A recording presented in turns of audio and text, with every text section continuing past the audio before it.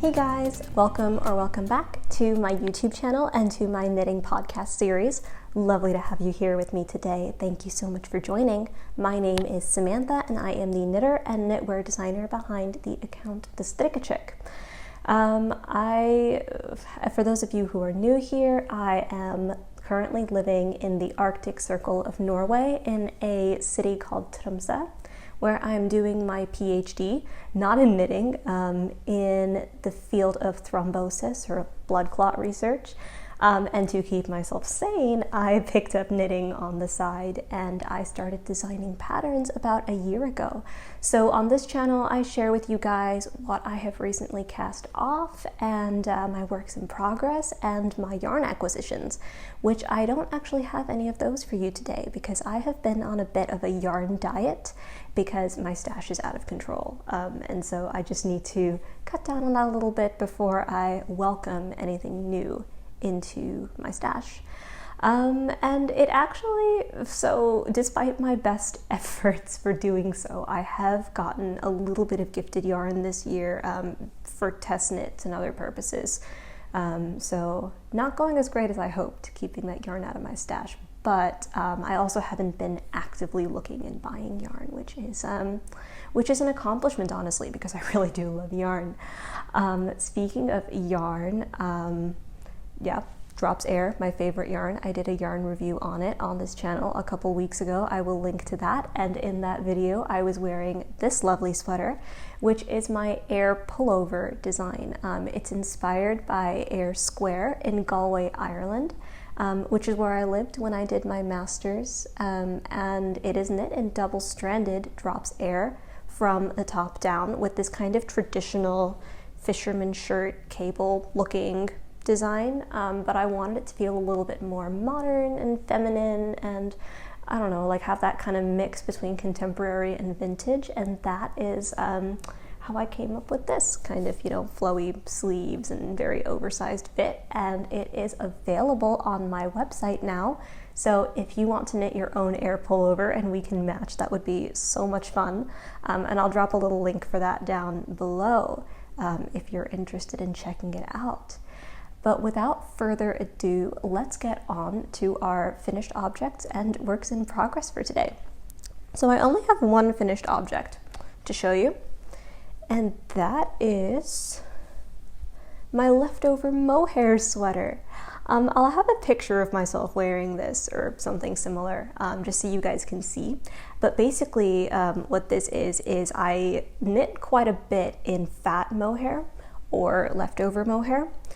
I mean fat mohair or like thick mohair, like Dalegarn Myk Påfugl, Hip Wool Fluff, Sodnesgarn Børstet Alpaca, Drops Melody, all of those kind of, like if you know that kind of yarn, that's what this is made of. And I had a lot of leftover yarn from those projects just sitting in my stash. So I figured let's turn it into a sweater, and this actually, the timing was very opportune because I started this project right around the time that Selma of Little Big Knits on YouTube announced her Scrappy Stashy Make-Along. And this is my entry for the Scrappy Stashy Make-Along. And yeah, it aligned perfectly because I was going to cast this on. And it was very, like the idea for it was very inspired by Anne Wenzel, who is a very popular Danish knitter and knitwear designer. She is just marvelous with leftover yarn. She's a genius, honestly. And obviously you must have seen her spot sweater. It's a very popular pattern, and she knit one of her versions with entirely leftover mohair. And that just blew my mind. So I was like, I need to make a leftover mohair sweater. I know it would probably have been easier to go with maybe an accessory or something per color, but it was like, nope, this all the way. So basically the way that I did this was I set up my color palette before I started knitting, and I figured I am not going to frog. I'm just going to keep going. If I don't like how a color looks, I'm going to hold off, wait till the end. If I still didn't like it, I could frog it, I guess. It is leftover yarn. But I actually I wasn't sure about it, and I remember I mentioned to you guys on one of my earlier podcast episodes that I wasn't so sure about it, but now that it's done, I kind of really like it. And I've named it this the solnedgang sweater. That could change because that means sunset in Norwegian. And to me, these look a little bit like the colors of an Arctic sunset. But yeah, I'm kind of pleased with how this turned out. But I'm just okay, story time. I've been feeling a little bit demotivated to not write patterns, but like go through the whole social media testing call and then keeping up with the group chat and kind of, I don't know, everything that comes along with it. Like, it is so much fun to hold testing calls and testing groups, but I'm just kind of testered out, I think. It's just a lot for me. I'm mostly an introvert. I just like, doing my things, doing my math, and then putting stuff out there. So I think what I'm going to do for this, because I just don't want to go through that again this season, is I'm just going to go ahead and grade it myself and just double check it a couple times and write up the pattern and release it for free. Because I couldn't justify charging money for something that I haven't had properly tested. But I really do think that other people could possibly get a use out of this. If you have leftover yarn, especially leftover fat mohairs like this sitting around, or anything that meets gauge really, then I think, I don't know, if you like this pattern, it could be kind of cool. So that is my plan for this sweater, is hopefully in the next couple weeks, I just want to get the pattern written up and I will post it. And I'll probably make a video for you guys too, just about like the processes and how I combined different colors and how I like transition from color to color, if that's something you're interested in. So yeah, that is those are my future plans for this sweater. And it's actually quite warm, and it's been kind of fun to wear. It's like I don't know, it's a little bit colorful. It's been very snowy and bleak and very dreary up here in Tromsø. It doesn't really feel like spring. We've actually, as this video goes out, I think it's April 2nd, but in March we actually hit a snow record. We got the most snow that we had ever gotten, at least recorded. So yeah, so it's just been, it hasn't felt springy. I've been having some real FOMO, looking at people in other parts of the world experiencing spring, and this kind of, I don't know, it brings a little bit of it to me. I think that's why I like the rest of the things I'll show you too. I've been knitting with a lot of bright colors recently, and I think that's just because I miss spring and I'm trying to manifest it in my knitting. But that's definitely what this is for me. So keep an eye peeled for that if you are interested. I'm just going to put it on the floor. If you're interested in knitting your own solnedgang or name to be determined, we'll see, sweater in the future. Okay, moving on to a work in progress. And this, I have 4 balls of yarn attached to this, so that we're just gonna go with it, and we're gonna untangle this somehow and keep the yarn in the basket. This is the front of my Lillehammer 94 sweater. And if you have seen Inga Knitting Traditions on YouTube, she has been knitting the same sweater now. So that's kind of cool. I know she mentioned that she's had this on her to knit list for a very long time. And it's so cool that she's finally cast on. I think we're using different yarns. I'm using Dalegarn Natural Lanolin Wool. Because I just very recently downloaded a pattern off of Dalegarn's site for this sweater, and that's the yarn that it recommended. I think the original yarn that this sweater was made in has been discontinued because this is a pattern from 1994. If you've never heard of the Olympic sweaters, pretty much I don't know if it's every Winter Olympics, the Norwegian ski team has a custom-made pattern for a Norwegian colorwork sweater. And this was the pattern for when the Olympics were held in Lillehammer. So I kind of want to do a whole video about this sweater because I just feel like it is so cool, and it has so many kind of like traditional elements in it. It's got some references to Viking gods. It's got like, it's really cool. And it's been a labor of love for sure. This has been a very, very intensive sweater to knit, but I've been knitting pretty heavily on the sleeve, and I'm done with the mane like they say bunnmönstret, which is like the body pattern or like the base pattern, and I'm on to like the color work at the bottom. So I am almost done with the first sleeve. And I think I made a lot of modifications to this pattern. Traditionally, it's supposed to be knit in the round from the bottom up and in a straight tube. You're not supposed to split for the armholes. And then you're supposed to knit the sleeves from the bottom up, and you are supposed to steek the armholes and then fasten the sleeves to the body. But I don't like steeking. I've actually never steeked in my life, so I don't know if I can say I don't like steeking, more I'm afraid of steeking. So I did not steek this. I decided to split, like I calculated where I would need to split to start the sleeves, and I split there. And I split a little bit too early, actually, because I was being very cautious. So I ended up going back and kind of Frankensteining this shut, because like I split over here, and that was way too early. I don't know if you can see. I split here, and I still have all of this, so I just sewed that up, because this is where the armhole connects. And then I just picked up stitches from the body, and I'm knitting the sleeves from the top down. And I think because a lot of times when they recommend sleeves on drop shoulder sweaters, people recommend that they knit them shorter, because the drop shoulder, obviously, right, it takes up some of the sleeve. But for me, I think that I would need a longer sleeve, because my drop shoulder didn't seem to hit exactly where it should. So I figured doing the sleeves from the top down and then just constantly being able to try it on, that would be a lot easier for me than trying to guesstimate by knitting from the bottom up. So instead of increases, I've been doing these sleeve decreases. And it's been going pretty well. I'm excited to see what it looks like after blocking, because you might notice it's a little bit like paunchy up here. And I'm hoping like basically it looks like this, right? And the sleeve kind of goes like, it curls in a little bit. But yeah, I'm hoping that fixes when I block it. So hopefully that's done pretty soon. I'm thinking of bringing this project along with me when we go on our Easter trip. So it might be done by the next podcast you guys see, or maybe the next couple podcasts, and then it'll be done. But it'll be done soon is the plan.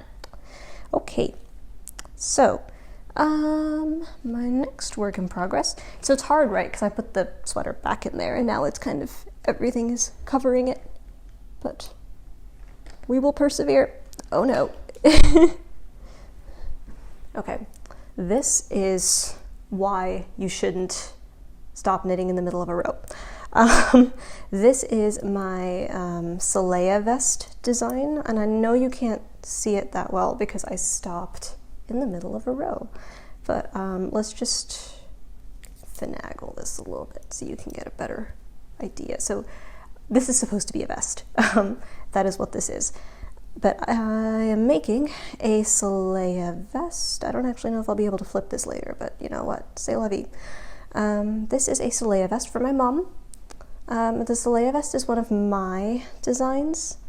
It is a vest that is knit in two pieces, basically front and back, and then you join at the shoulders in Kitchener stitch and pick up stitches along the side for a button band, and then pick up the provisional cast on at the bottom and knit some ribbing. And there's a folded collar in here as well.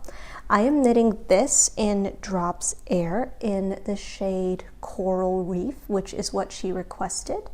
I had a bit of a love-hate relationship with this vest, actually, because I started knitting it around the time that I had a lot of test knits and designs and stuff that I was putting out. And so it was, I'm sorry, I keep checking my mic because I'm moving my hair, so it's hard to, yeah. I had a lot of test knits and designs going at the time that I was knitting this vest. So it was really hard for me to finish by the time she came for a visit in January. And then I got very demotivated to keep working on it, but now I know that I'm seeing her in the summer.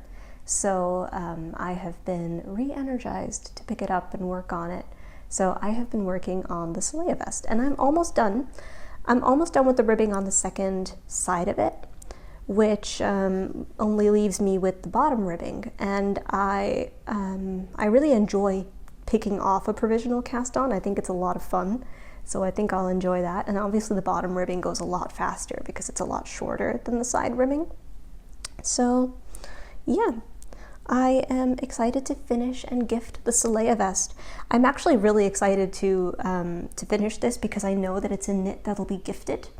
Because right now I am very much starting to run out of closet space for my knits.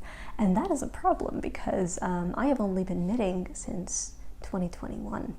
So if I'm already almost out of closet space, then oh boy, I do not know where I'm going to put stuff for the rest of the 2 years that we have left in Tromsø. Because after that in Oslo, we're hoping to get a place with a little bit more room, so that, you know, I can put stuff away, kind of like, you know, things that I don't use so often in long-term storage, and then have a better short-term storage solution for the knits that I do use a lot. But for now, this is what we have.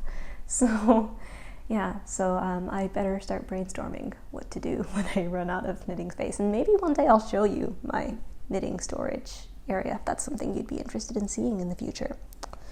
Okay, so my last work in progress, and I haven't made much progress on this, I'm sad to say. This is going to be my Euros sweater by Egyo Knit. I actually cast on this cuff when I released the pattern for my Lingen pullover, because I figured that release days are so stressful, and I want to think about them as, instead of release day, which is very stress-inducing for me, a day that I start on something new, which is very exciting, right? Everyone gets like a little hit of dopamine when you cast on a new project. It's just, it's fun. It's the promise of something new in your wardrobe, or the promise of a fun knitting journey ahead of you. So I decided to cast on the Euros sweater. But I've actually turned into, so I used to be someone who would have like 5 or 6 works in progress going, and I would rotate working on each one, kind of. And now I feel like I'm turning into more of a one whip wonder kind of girl.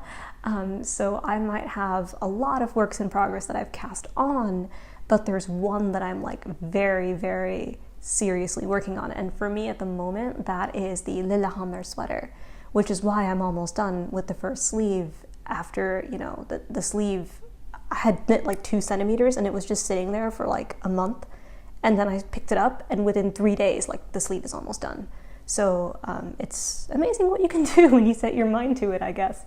But I feel like that is a better way for me to work, because it makes me kind of focus on a project, and then I'm less sporadic. And it's not, I mean, sometimes I have different projects for different things. Like, for example, the Saleya vest, I'm also knitting on quite heavily at the moment. And that's because all I have to do with that is 1 by 1 ribbing. So it's not that hard, and I can just kind of sit there and, you know, watch TV or play video games with my fiance and be knitting on the Saleya vest. Or if I'm kind of relaxing on my own, then I'm knitting the Lillehammer sweater. And the problem, or not the problem, but like the reason why I can't do that with the Euros sweater is because it's very cable intensive. I'll pop a picture up so you can see it, but it's very cable intensive. And now I've finished this very non-intensive ribbing part, and it's time to start the cables. So I think I need to wait until I'm done with my Lillehammer sweater, and then I will like pick this up with full force. For the car trip over that we're taking on Easter vacation, I was thinking about bringing this, but I also don't know how I feel about the cable needle. So I might actually cast on another sweater, and I might cast it on in the traditional Norwegian Easter yellow. So an Easter sweater, or a påskegenser, is like a very common thing in Norway. So I guess traditionally for Easter, people go to their hyttas, which is a cabin, and you do a lot of skiing, you do a lot of grilling, and in your downtime you do some knitting, and obviously the entire time you're spending quality time with your friends and your family, mostly family.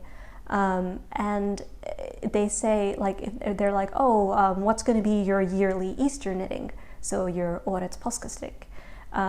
And every time people talk påskestrikk, it's always a yellow sweater, because that seems to be the color for Easter. So I'm thinking I have some yellow yarn in my stash for the Pauline genser from Garnius, that has been sitting there for ages and ages and ages, and I think I am going to cast that on our road trip, because that's very simple in the round, bottom up, ribbing and then strikkenet, so it's not that much to think about, and I think it would be good to cast on and work with. So yeah, kind of short video today. I actually do have one more finished object for you guys, but unfortunately, because it's made with hip wool, it is taking like an eternity and a half to dry. So that is sitting on the blocking boards in the bathroom. It has been drying for over 24 hours now. I would put it out here to dry, but we have no sun, so it's not like you can sun dry it either. So it'll take however long it takes, but I couldn't justify showing you now because it's still sopping wet almost. But yeah, that will be in the podcast next time. So I really hope that you enjoyed sitting with me and just listening to some of my knitting thoughts. I am always really excited to know what's on your needles. I'm always looking for what you guys want to see more of. I know a lot of people have requested content about Tromsø specifically. If you want that, then please leave a comment below telling me or send me a message or something. It's always like, cause sometimes I hit these like creator blocks and I'm like, okay, but how much of my finished objects and works in progress and acquisitions do they really want to see? So if there's more, let me know. And if you want to come over and say hi on other channels, I'm over on Instagram and Ravelry and TikTok as the Strikkechick, and you can also find me on my own website, thestrikkechick.com. Until next time, you guys, happy knitting! Bye!